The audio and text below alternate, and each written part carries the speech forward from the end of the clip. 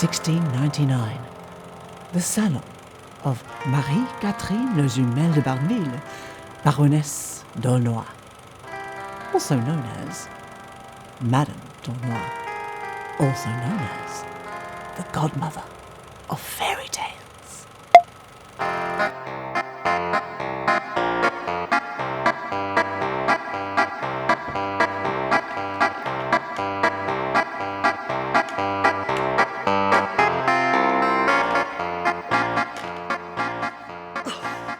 I can't stand wearing these masks.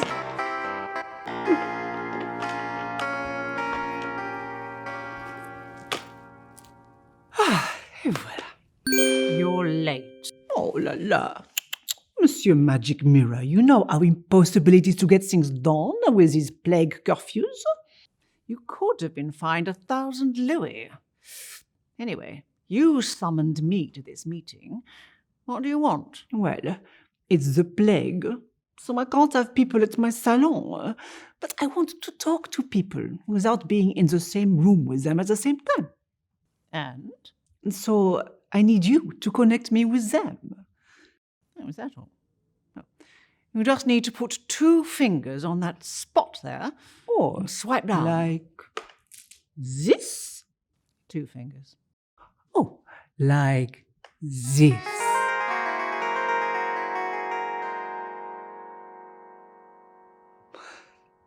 Voilà.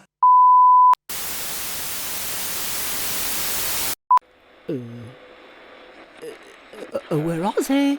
Monsieur Magic Mirror? Where are my audience? Oh, bugger, there's a glitch.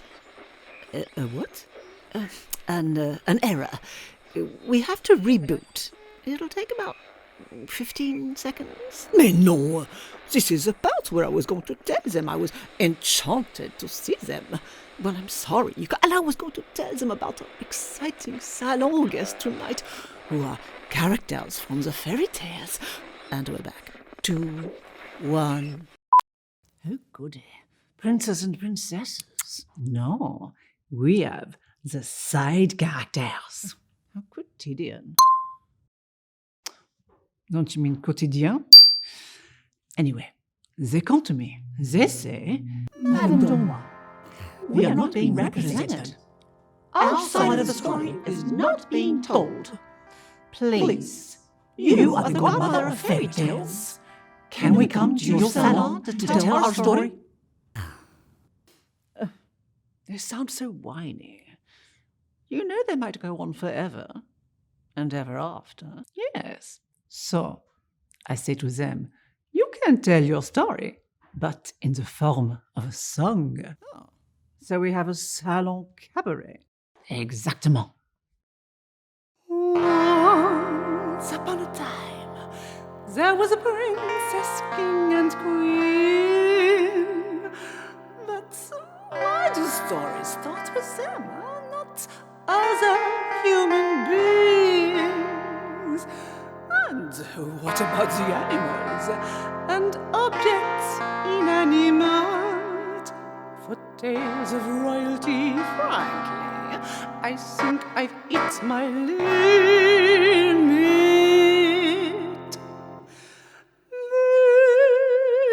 This salon we assemble to obtain some well-known stories, to discover other points of view of the truth in all their glory.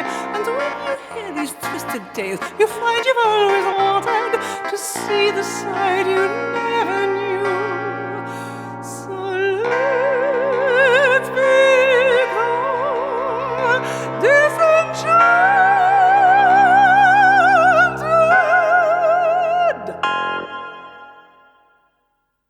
So, once upon a time, there was a girl called Cinderella.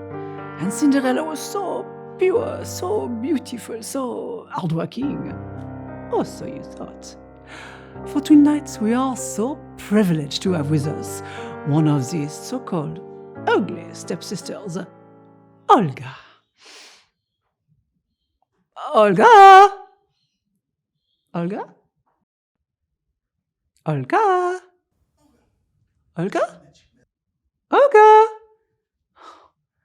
Monsieur Magic Mirror, how do I get to Olga? 2 fingers. Swipe down.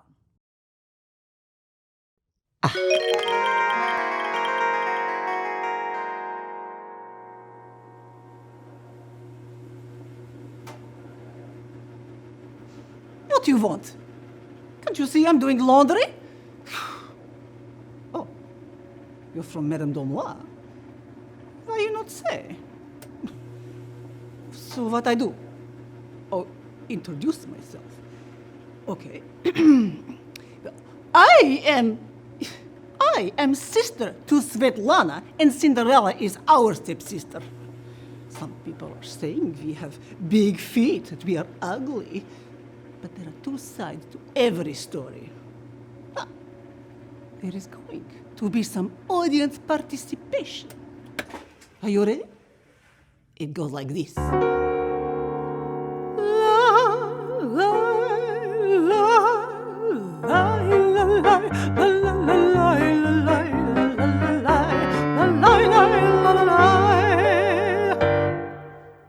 You got that? So, here we go. Once upon a time there was a tavern where we used to live, we sisters too. And of course there was our darling mother who dreamed of all the great things we would do. But we were so poor, my friends, we could not see the end of life in boring hospitality. Forever making beds, but our dear mama said that luck would change and we would have our day. La la la la la la. Yes, this is your turn. La la la la la la la la la. Then our mother found this dear old widower who was rich and keen to marry. Oh, such luck. But with him came his daughter Cinderella, who acted as if she was Lady Mark. She said she would not do all of the dishes. Our dirty underwear was left to us. But when she drew up that dreadful housework roster, we vowed we would throw her under the bus. Those were the days, my friend, we thought would never end. It was our destiny, it was our fate to live the fancy life when Mom became a wife. But Cinderella, she was in the way. Why?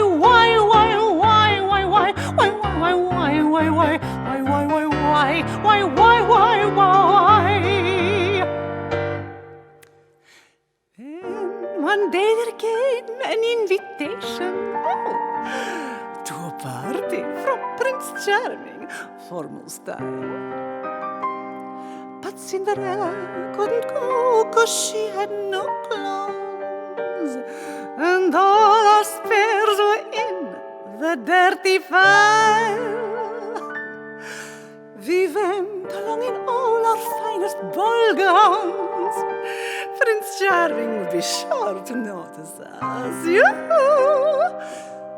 But Cinderella turned up in a dress so stunning.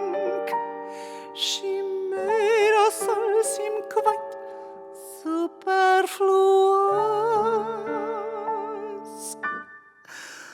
That was the night, my friend, we thought would never end. We thought we'd dance until the break of day. But Cinderella shows up in some fancy clothes and party stops, for she has got away. Why?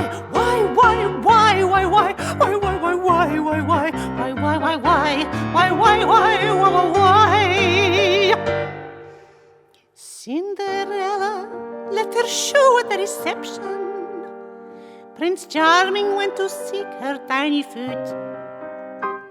He found it, and the rest, you know, is history. Our stepsister got away with all the loot. These are the days, my friend, and that is not the end. She makes us wash forever and a day. We live the life she chose because of those damn clothes. And Cinderella, she has got her way. Why?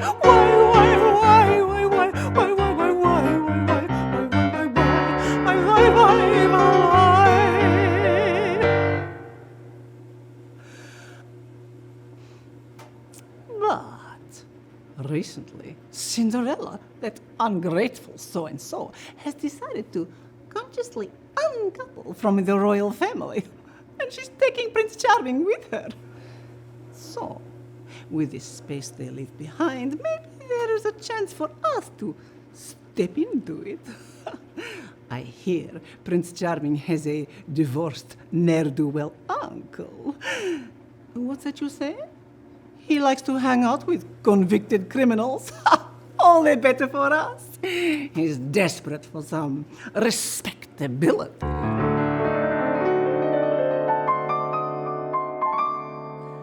These are the days, my friend. No, this is not the end, for we can join the royal family and live the life we choose in our gigantic shoes. Yes, Mama, we will seize our destiny. La, la, la, la, la, la, la, la, la, la, la, la, la, la.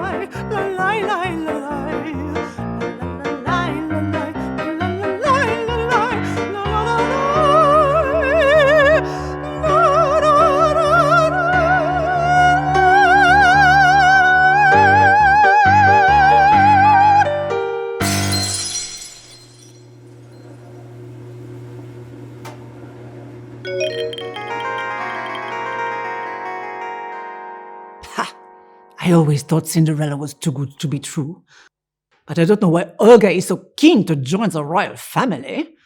Isn't everyone? No. In my stories, girls are always trying to escape aristocratic beasts, not chase after them.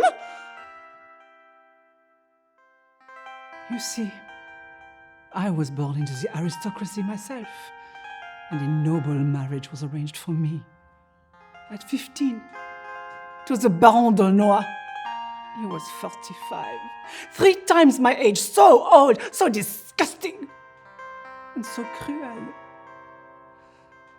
But when I was 19, I took a lover, and I had the Baron sent to prison.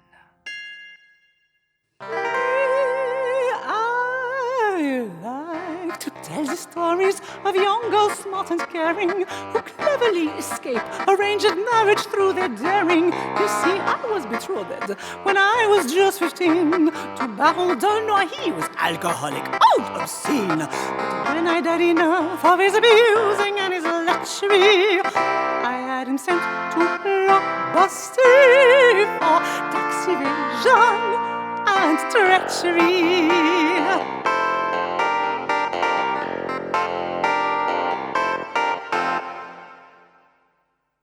And then you fled the country. For a while. A few years. Decades. And then I came back to Paris, where I set up my salon, which is where we are here now today. Oh, bugger. Sorry, madam. Another glitch.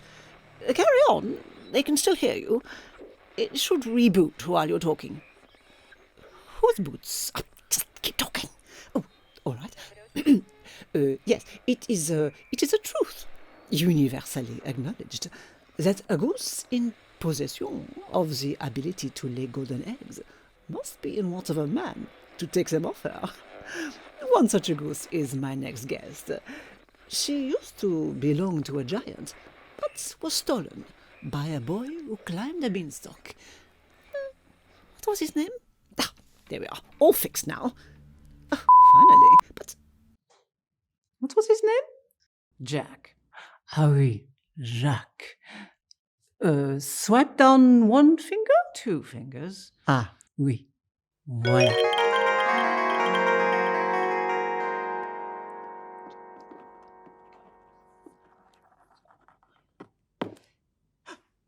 Oh, hello. You must be the magic mirror what Mrs. D sent. Yes. Oh, you don't know, well, and she knows, that I've got a bit of a thing for eggs. Yes. And so this song is likely to include some references to eggs. Yes. Like, for example, example. Yes. All right, let's get cracking then, shall we? Some say that I'm a silly goose, that I've a one-track mind, that eggs are all I think about. Well, let me tell you, you think that. If golden eggs came out from your behind. I used to live in a castle in the air. Me best pal was a harp who used to sing without a care. A giant was our owner, and though he was not mean, we wondered if the grass outside our walls was extra green. Know what I mean? One excellent fine day, our hero, name of Jack, came bursting through the kitchen doors, an exuberant sort of chap. He was excited but exhausted as he climbed a stalk of beans to reach the giant's exotic lair, a sport you call extreme. To set a fine example, our mistress fed him well. Everything was based on eggs, of course, without the shell. Scrambled, poached or fried in butter, sunny side down or up. Boiled or baked in custard or coddled in a cup. Made into pavlova, eggnog, mayonnaise. Curried egg sandwiches with sauce on days. Excellent. But I digress. I mean, I egress. No, I mean, I egress. I do believe that's a double yolk. And I do believe that if you want to make an omelette, you got to break a few eggs. Jack told us that the lives we led were exhausting and dull. He said conditions in the castle were execrable. He said that he'd a plan to extricate the harp and me from the awful giant's clutches, and then we would be free. So we exited Jack, me and Art, but she was such a diva, she preened herself an extravagant performance to deliver.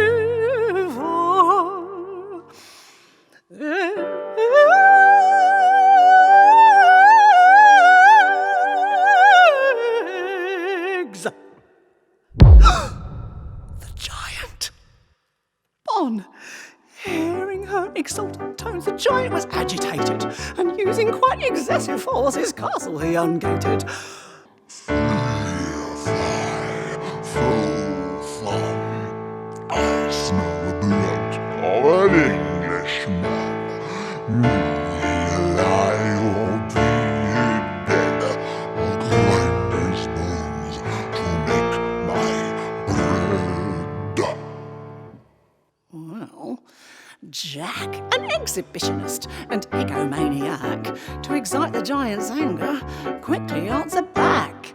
Goosey, goosey gander, where shall I wander? Up the beanstalk, down the beanstalk, in the giant's chamber. There I met a giant who would not give me his gold, so I took him by the left leg and chucked him down the hole. And that's exactly what he did. Our hero, name of Jack, an example of true chivalry, to his home he brought us back.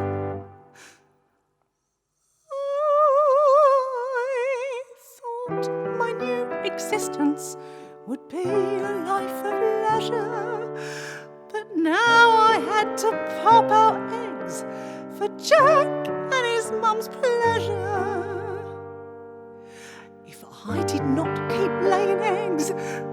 fast food down my passage to make goose liver pate and juicy, goosey sausage. Aww.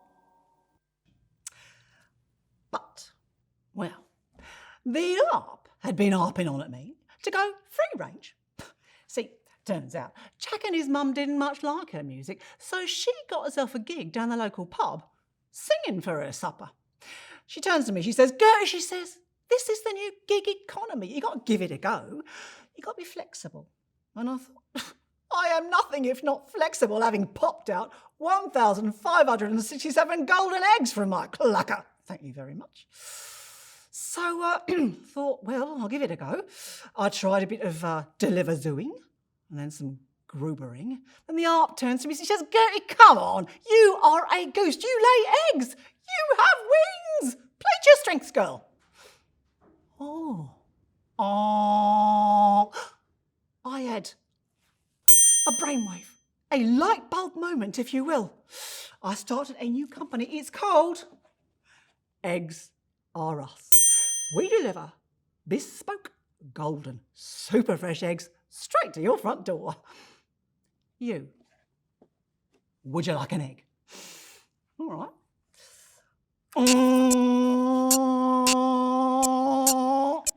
Excuse me, it's going to take a bit of time.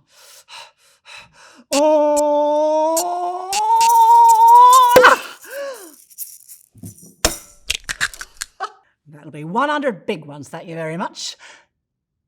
What do you mean? Oh, it's cruelty-free. Oh, it's practically vegan. You just have to pay in that thingamy out there. I do take a American Express. Well, turns out I was sitting on a gold mine. Literally. What was that? Figuratively? No. Existentially. So, with the proceeds from my new business, I left Jack and his frankly rather dysfunctional relationship with his mum and set up my own business. And I also set up a little flock, or a guild, or a union, if you will, of other golden egg-laying geese. And now I am as free as a bird. No, I am a free bird. The moral of this expose, the tale of my abduction, is you are the controller of the means of your production. And beware of heroes who exclaim they'll set you free, for you're the incubator of your own destiny.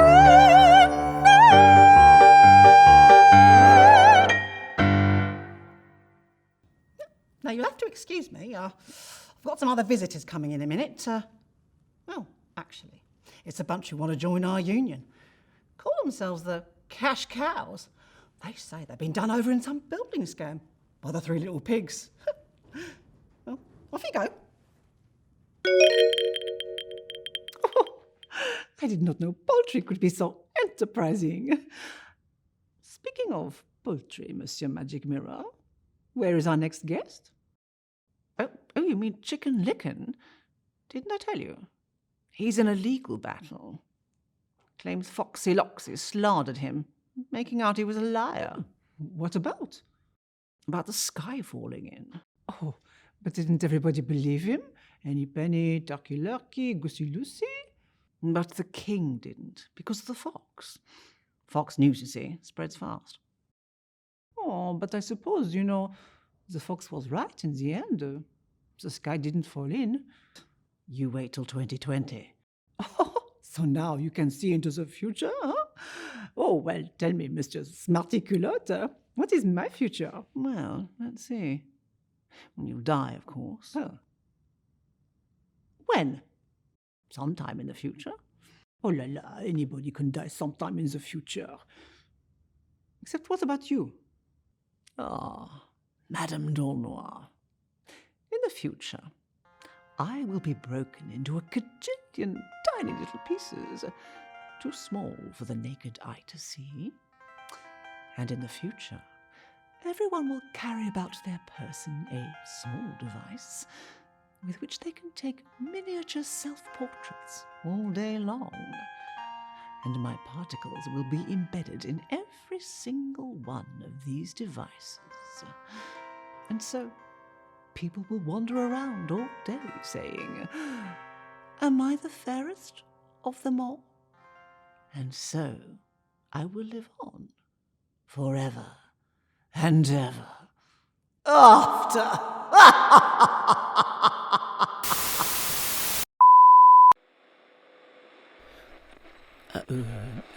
Monsieur Magic Mirror?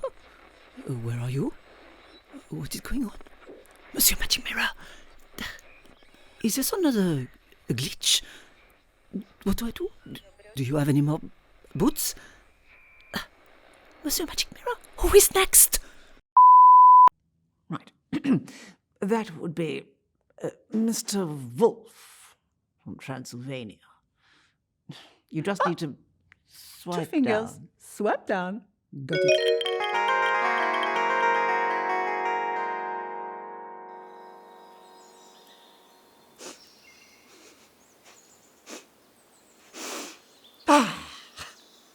You must be the magic mirror. So, I can talk to people through you? And also see myself. Hello, handsome. But you people are so pleased to make your acquaintance. Mr. Wolf from Transylvania. 1, 2, 3. So, I am going to tell you the story about little Red Riding Hood and her grandmama. But it is traditional at this point in time to ask you for some audience participation. So, at some point, I will be saying, "Oh, Grandma, what big eyes you have!" And you will be saying, "All the better to see you win." And then I will be saying, "Oh, Grandma, what big ears you have!" And you will be saying, "All the better to hear you win." And etc. You know how it goes. So, let's begin, shall we?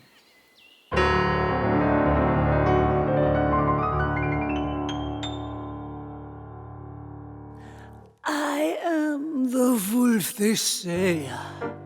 It's grandmothers and little girls in hoods. But how can you know if that's true or crap? Could be, maybe, perhaps. They say I tricked Red Riding Hood on her way to Grandma's by having her look at some natural habitat. Could be, maybe, perhaps. But have you thought that maybe it's not so crazy to sniff the flowers? And isn't loving nature a valid way to while away the hours? Well, anyway, they say I tried to delay her 'cause I wanted to eat meat and on her grandma's snack. Could be, maybe, perhaps. But have you thought that maybe I visit Granny because I dig her? And maybe your the Granny enjoys the company of those whiskers. So, anyway, when Red came in, she found me in bed, dressed like a lady, and she said, "Oh, Grandma, what big eyes you have! All the better to see you with. And, oh, Grandma, what big ears you have! hear you with. And, oh, Grandma, what big teeth you have! Oh, they better to eat you with! Oh, you're not my grandma! You've eaten my grandma! Could be, maybe, perhaps. But have you thought that Granny might be in bed, but under the covers? And she was eating Wolfie, dressed like a tranny, 'cause we were lovers. Have you thought that? I don't know why you didn't think that. Well, suddenly the axe man bursts in, and he whacks me on the chin, and then my wolf skin just opens with a snap. Could be, maybe, perhaps. But have you thought that maybe your darling granny could wield a weapon? And could a feisty lady do some real damage with a strap-on? Now, of course, Little Red Riding Hood was somewhat traumatized at having seen her naked grandma beating the woodcutter over the head with a sex toy until he begged for mercy. And when Little Red Riding Hood ran screaming home to her parents that she had seen a wolf dressed in her grandma's nightclothes, they assumed she meant flannelette pajamas. No. And of course, the woodcutter was deeply traumatized and humiliated at having been defeated by a little old lady with a So, when Grandma and I decided to elope together and live on our commune, it was decided it would be more convenient if they could just say that the wolf had eaten Grandma and the woodcutter had killed the wolf. End of story. But when Grandma decided she wanted to come home on the holidays to see her daughter and darling granddaughter, people needed another story. So they said, well, yes, Grandma was eaten by the wolf, but then the woodcutter came and cut open the wolf, and out popped Grandma, completely alive. Oh, but the stories just kept getting more and more ridiculous. But that's fake news for you. I hope, my friends, that you can handle the truth. So now, my friends, you know the real romance of the wolf who eloped with Red Grandma. That, my friends, is that. Could be, maybe, perhaps. Could be, maybe.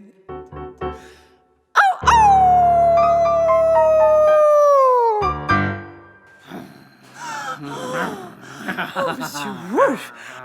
Oh là là! Oh, Mr. Wolf. Oh la la, Monsieur Wolf. I did not know Transylvanians had such progressive attitudes towards interspecies relationships. What about Dr. Frankenfurter, who visited last month and made such a terrible mess on the harpsichord? Oh, but Dr. Frankenfurter, he was human. So quotidien. So, Monsieur Magic Mirror, who do we have next? Well, it was going to be the Three Little Pigs, but they made a bit of hot water over some dodgy building. Tried to clad a place with straw. The Royal Commission's onto them. They say not only was it highly flammable, but a huff and a puff will blow the place down. So what about Goldilocks? Oh. Now she's in a dispute with the Three Bears over a land rights claim. You see, she wanted to build an eco-tourist resort on their land, claimed it was just right. They objected. So now she wants to blow the place up for minerals. Looks like that might get through. I never trusted Goldilocks. So, who do we have? Well, madam, it's a dead person. Oh, so now I see dead people. Yes, madam. One of Bluebeard's dead wives. Ah, Goes by the name of Angelique. Bluebeard. The one who told his young wife she could go anywhere in his castle except for one room. And then he gave her the key. And when she opened the door, she found his 6 previous dead wives hanging from the ceiling. Their blood on the floor. Yes, that would be the one, madam. And you say her name is Angelique. So strange. That's the name of my daughter. And my best friend. So, Monsieur Magic Mirror, swipe down for Angelique.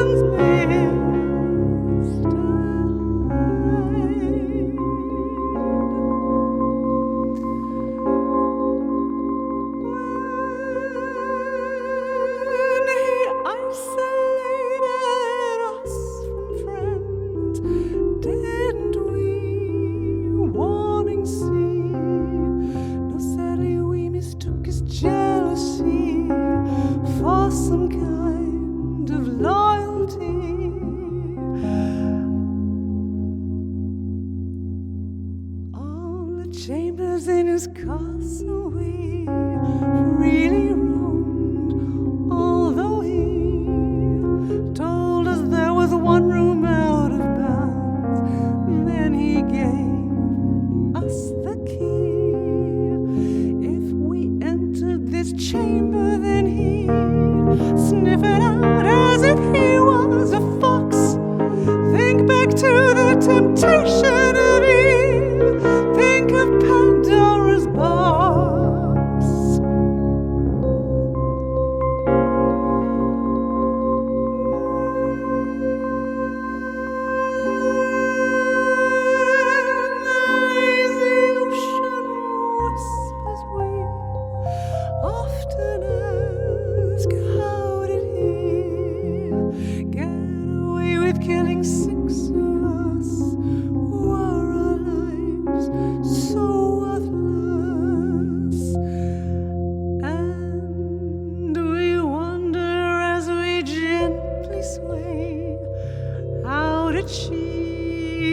steal away when she found behind that hidden door all her blood on the floor.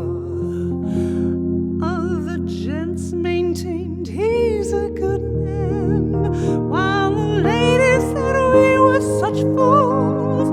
Either way, we were slaughtered like lambs, 'cause we'd broken his rules.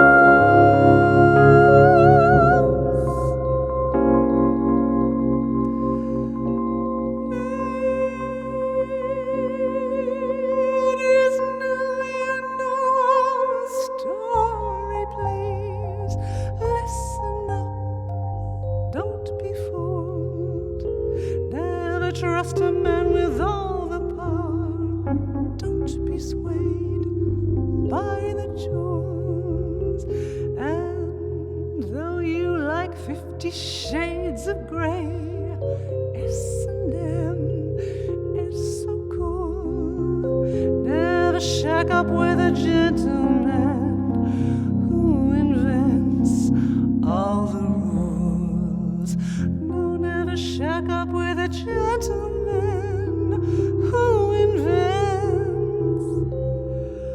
all the rules.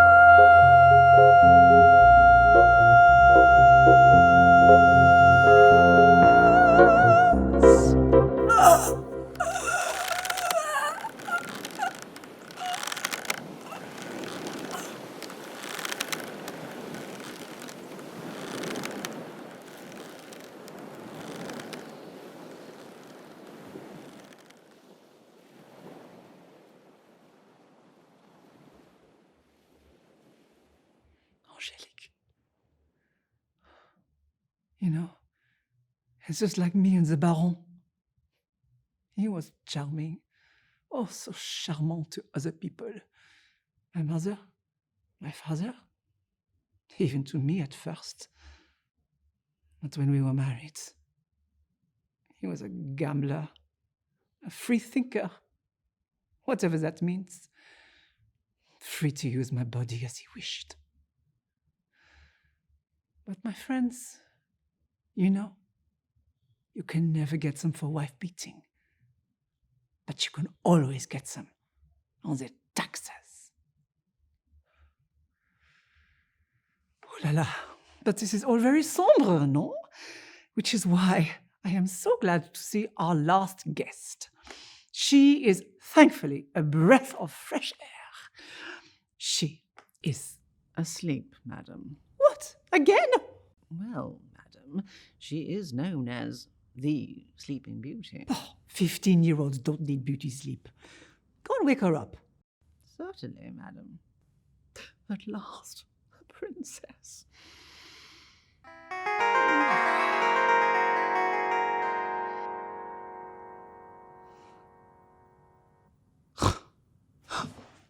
Magic mirror! Is it like it? Yes. Oh. Can people, see me? Yes. Hurry up. You're the last one. Whatever. Hi. My name is Sleeping... Well, actually, it's not Sleeping Beauty. Everyone thinks it is. It's actually Pollyanna.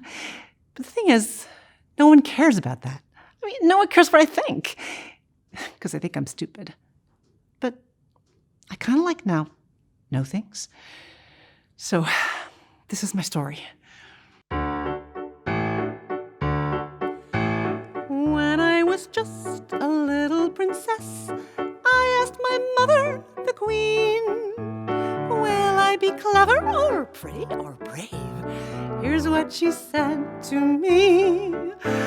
My dear, it's true there's a curse on you, placed by a witch who fell slighted, but it's all been fixed by your darling papa, so let's not get overexcited. Who can tell what the future holds? Who knows what lies ahead? Que sera, as the saying goes.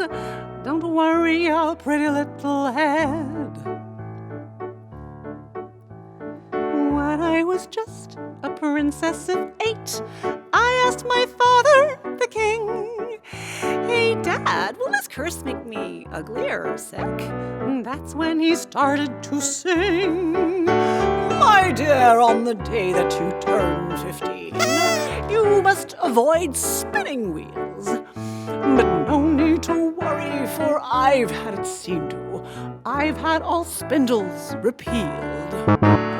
Who can tell what the future holds? Who knows what lies ahead? Que sera, as the saying goes. Don't worry your pretty little head. When I had just turned 13 years old, I asked my darling old nurse, "Hey nurse, can you tell me? 'Cause I just need to know. What the heck is this curse?" "My dear, on the day that you turn 15, a needle will prick you like this.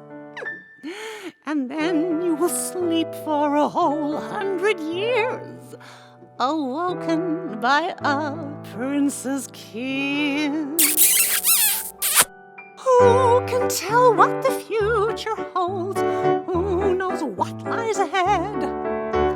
Que sera, as the saying goes. Don't worry your pretty little head." So, on the day I turned 15, I gotta admit, I was a little spinning wheel curious. I mean, I dabbled, of course, in macrame and sewing and crochet, but I'd never, gone all the way.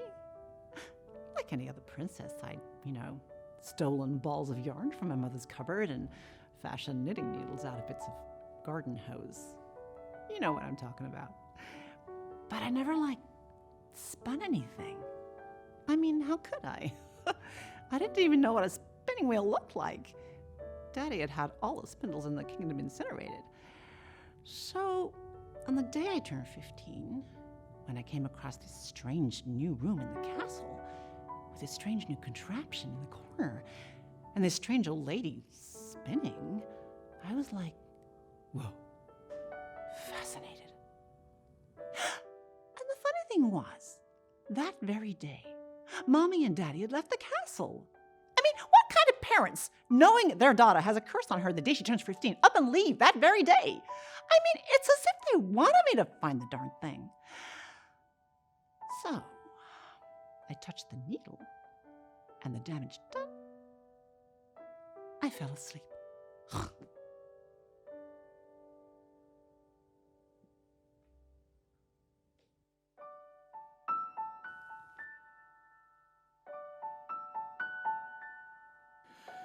Now I've been sleeping nigh on a century, and I'll admit it's been bliss.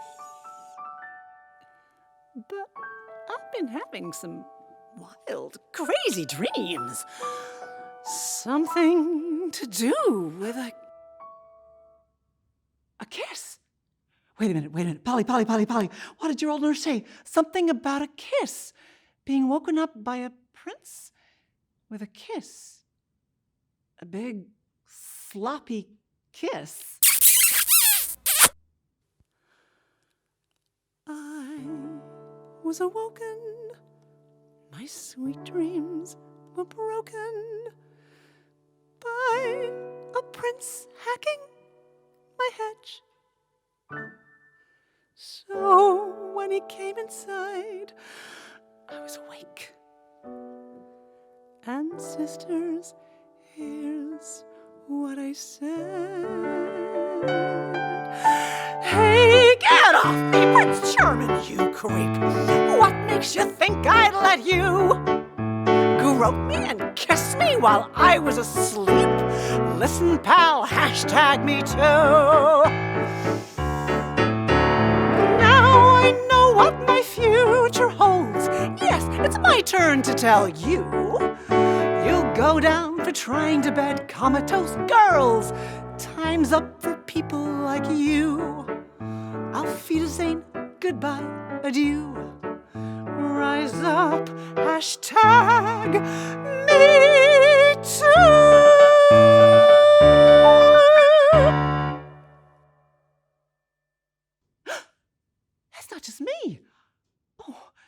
Snow White and Beauty, who got sold to the beast by her dad just because he lost a bet. And, oh, the Frog Princess, who was forced to kiss a frog for fuck's sake. I mean, I got a lot of work to do. Rise up, hashtag me too. I am so excited. I want to go out and start a revolution. Perhaps not right now, madam. Why not?